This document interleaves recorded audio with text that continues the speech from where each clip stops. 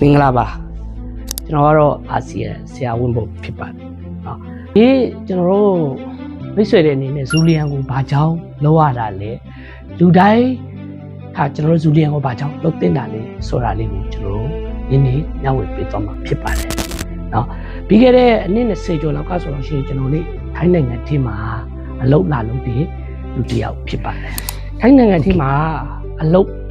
ဂျပန်အလုပ်သမားတယောက်အနေနဲ့အလုံးလုံးလာခဲ့တဲ့လူတယောက်ဖြစ်ပါတယ်။ဘာကြောင့်လဲဆိုတော့ရှိရင်ကျွန်တော်တို့ရဲ့မိသားစုဆိုလို့ရှိရင်လေယာလုံးနဲ့လုံးကိုက်စားတော့တဲ့မိသားစုဖြစ်တယ်။ဒါပေမဲ့ဘဝမှာအောင်မြင်ရှင်တွေတိုးတက်ရှင်တွေအတွက်ဟာပညာတွေစူးစမ်းတယ်။စူးစမ်းပြီးတော့ကျွန်တော်တို့တွေဟာဒီကိုဖြစ်ရှင်တဲ့ဘဝမျိုးတွေဖြစ်တဲ့အတွက်ဟာနိုင်ငံခြားကိုသွားဖို့ဆိုပြီးတော့ဆုံးဖြတ်ချက်ချလိုက်တယ်။နိုင်ငံခြားကိုသွားဖို့ဆုံးဖြတ်ချက်ချပြီးနောက်ပိုင်းမှာကျွန်တော်တို့သွားရှင်တာကနိုင်ငံကောင်းကောင်းတွေပေါ့ဂျပန်တို့ကိုရီးယားကျွန်တော်တို့ဟောင်ကောင်တို့ကိုကျွန်တော်သွားရှင်တယ်ဒါပေမဲ့ဟောင်ကောင်တို့ကိုရီးယားသွားဖို့ဟာကျွန်တော်တို့မှာလမ်းစည်းတယ်ကျွန်တော်တို့ကုန်ကျစည်းတယ်အများကြီးရှိတဲ့အတွက်အဖေအမေလေယာလုံးငန်းလောက်ကိုက်စားတော့တဲ့မိသားစုဖြစ်တဲ့အတွက်ဟာကျွန်တော်တို့မပို့နိုင်ဘူးနောက်ဆုံးတော့ဆုံးဖြတ်ချက်ချပြီးတော့ကျွန်တော်ထိုင်းနိုင်ငံထဲကိုအလုပ်လာလုပ်ရတယ်ပထမဆုံးလုပ်တဲ့အလုပ်ကတော့ကျွန်တော်တို့ထိုင်းရောက်လာပြီဆိုရင်ထိုင်းစကားလေးမတက်ဘူးကျွန်တော်တို့ဘာသာစကားတွေမတက်တွေ့တော့တောင်ရလုပ်ငန်းတွေကော်ဆန်းပယံလုပ်ငန်းတွေထိတာကျွန်တော်လုပ်လာခဲ့ရတယ်။နောက်ဆုံးကမိတ်ဆွေတယောက်ရဲ့အကူအညီနဲ့ကျွန်တော်အထီရှုံးစက်ရုံမှာလုပ်ရတယ်။အလုပ်သမားဝန်ထမ်းနဲ့6နှစ်လောက်ကျွန်တော်စူးစမ်းတယ်။အဲ့ဒီကစူးစမ်းပြီးတော့ကျွန်တော်ထိုင်းနိုင်ငံထဲမှာကိုယ်ပိုင်အထီရှုံးလုပ်ငန်းလူအယောက်50ဝန်ထမ်းထိရတယ်လုပ်လိုက်ခဲ့တယ်။ဒါပေမဲ့ပတ်စံရလားဆိုတော့ရှင်ရတယ်ဒါပေမဲ့ထိုင်းနိုင်ငံရဲ့စီးပွားရေးအခြေအနေကြောင့်နိုင်ငံခြားသားတယောက်ဖြစ်တဲ့အတွက်ဟာအစားအစာအရာကျွန်တော်တို့အားလုံးဟာလုပ်ရတယ်တာဝန်ယူရတယ်ဒါပေမဲ့နောက်ပိုင်းမှာတငယ်ချင်းတယောက်ရဲ့မိတ်ဆက်တဲ့အနေနဲ့ဇူလီယန်ကိုဆိုတာကျွန်တော်တိလာခဲ့တယ်ဇူလီယန်တိလာပြီးနောက်ပိုင်းမှာဆိုလို့ရှိရင်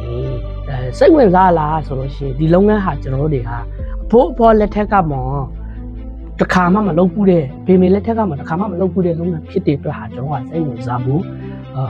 လုပ်ငန်းရဲ့အတွေ့အကြုံတွေမရှိတဲ့အတွက်ဟာလုံးနိုင်မယ်လို့လေဦးကြည့်မှုမရှိဘူးဒါပေမဲ့မိတ်ဆွေရဲ့ခေါ်တဲ့အားနာမှုကြောင့်ဟာဇူလီယန်ထဲကိုရောက်လာခဲ့တယ်ဒီနေ့ဟာဇူလီယန်ကုမ္ပဏီကိုသွားပြီးတော့လေ့လာတဲ့အချိန်မှာဇူလီယန်ကုမ္ပဏီမှာအောင်မြင်တဲ့လူတွေအများကြီးတွေ့ရတယ်ကိုလိုပဲဘဝတူ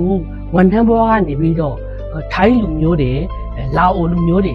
အောင်မြင်သွားတာကိုတွေ့ရတယ်နောက်ဆုံးတော့ပြန်လာတဲ့အချိန်ဟာအခြေရှုပ်စိတ်ရုံကိုကျွန်တော်ဆုံးဖြတ်ချက်ချပြီးတော့ပိတ်မယ်ဆိုပြီးတော့ဆုံးဖြတ်ချလိုက်ပြီးနောက်ပိုင်းမှာကျွန်တော်အကုန်လုံးကဝန်ထမ်းတွေကိုအလုပ်ရှာပေးတယ်ရှာပေးပြီးနောက်ပိုင်းမှာဇူလီယန်ကို100ရာခိုင်နှုန်းလုပ်လာခဲ့တယ်အခုဆိုလို့ရှိရင်ဇူလီယန်ခင်းမှာကျွန်တော်က18နှစ်ကြိုရှိလာခဲ့ပြီဒါပေမဲ့ဇူလီယန်ကပေးတဲ့အရာတွေကချင်းပြကျွန်တော်တို့ဘဝမှာလိုအပ်တဲ့အရာတွေဟိုတ냐ဟာအားလုံးပြည့်စုံလာခဲ့တယ်18နှစ်ခင်းမှာနံပါတ်1ကျွန်တော်လေးချင်းနဲ့ပတ်သက်ပြီးတော့လုံလောက်ခဲ့တဲ့လူတယောက်ဖြစ်လာခဲ့တယ်နံပါတ်2ကားနံပါတ်3ကအိမ်နံပါတ်4ဟာကျွန်တော်မိတ်ဆွေတမီးရှိအပေါက်သေးကျွန်တော်တို့ကျမ်းမာရေးတွေကောင်းလာခဲ့တယ်အစားခန်းတွေကကျွန်တော်လိုရှင်တဲ့အချိန်လွတ်လပ်ဖို့သူများရဲ့အလုပ်ကိုအသက်ကြီးလာပြီးကျွန်တော်တို့အသက်40 50ကျော်မှာသူများအလုပ်ကိုလုပ်เสียမလို့ပဲဒီနေ့ကျွန်တော်တို့ဇူလီယန်ကုမ္ပဏီမှာအားလုံးဟာရလာခဲ့တယ်ဒါကြောင့်မို့မိတ်ဆွေတွေအနေနဲ့လေကျွန်တော်တို့ဒီလုပ်ငန်းကိုအလုပ်ရှိတူ၎င်းအလုပ်မရှိတူ၎င်းတစ်ဖက်ကနေပြီးတော့လာပြီးတော့လေးလာစီရှင်တယ်လေးလာပြီးတော့ဖြည်းဖြည်းချင်းတည်ယူရမယ်ဆိုလို့ရှိရင်ဇူလီယန်ဟာလူတိုင်းလုံနိုင်တဲ့လုပ်ငန်းတစ်ခုဖြစ်ပါတယ်ဒါကြောင့်မို့အားလုံးဖိတ်ခေါ်ရှင်တာမိတ်ဆွေလေးဇူလီယန်ကိုလာပြီးတော့လေးလာကြည့်ပါအသေးချာတည်ယူပါအသေးချာနားထောင်ပါเนาะအဲ့ဒါဒီနေ့တစ်ချိန်ကြာရင်ဘဝမှာအောင်မြင်တဲ့လူတယောက်ဖြစ်မယ်ဆိုတာကိုသေချာပါယုံကြည်ပါတယ်ခင်ဗျကျေးဇူးတင်ပါတယ်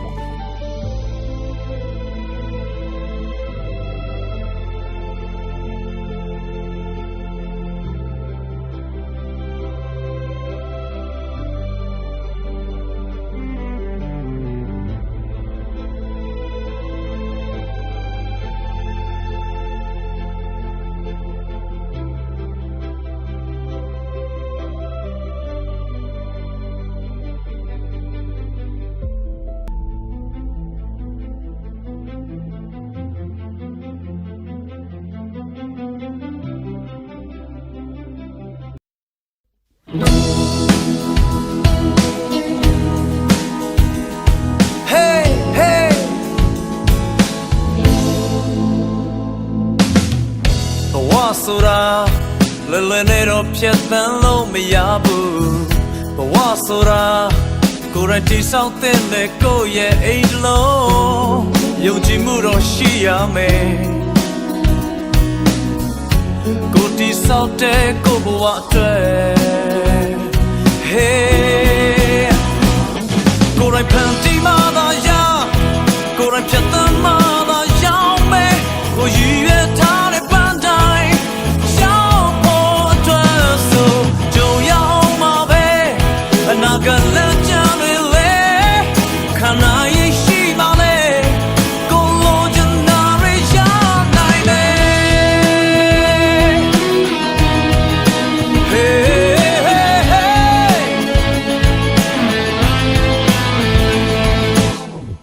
တနေ့နဲ့တနေ့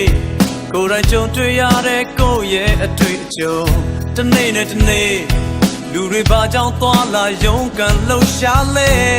အဖြစ်တစ်ခုတော့ရှိရမယ်အဖြစ်တစ်ခုတော့ရှိရမယ်အော်ကိုလိုချင်တာတွေရဖို့အတွက် Hey Hey Hey ကိုယ်တိုင်ဖန်တီးမှသာရကိုယ်တိုင်ဖြတ်သန်းမှသာရောက်မယ်ကိုယ်ရည်ရွယ်ထားတဲ့ပန်းတိုင်းရောက်ဖို့အတွက်ဆိုကြုံရအောင်မှာပဲအနာဂတ်လမ်းကြတွေလေခန္ဓာရဲ့ရှိပါလေကိုယ်လိုချင်တာတွေရနိုင်မယ်ဖြစ်နိုင်မလားဒီလိုအတွေ့တော့မထားသင့်ဘူးကိုယ်ယုံကြည်ချက်နဲ့ကိုယ်ကိုယ်တိုင်ကြိုးစားပြီး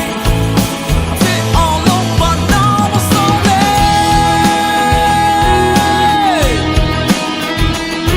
Yeah yeah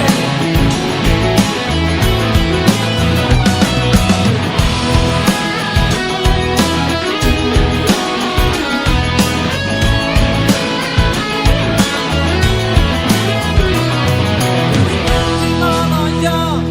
ကိုယ်တိုင်ဖြတ်သန်းမှသာရောက်မယ်ကိုယ်ရည်ရွယ်ထား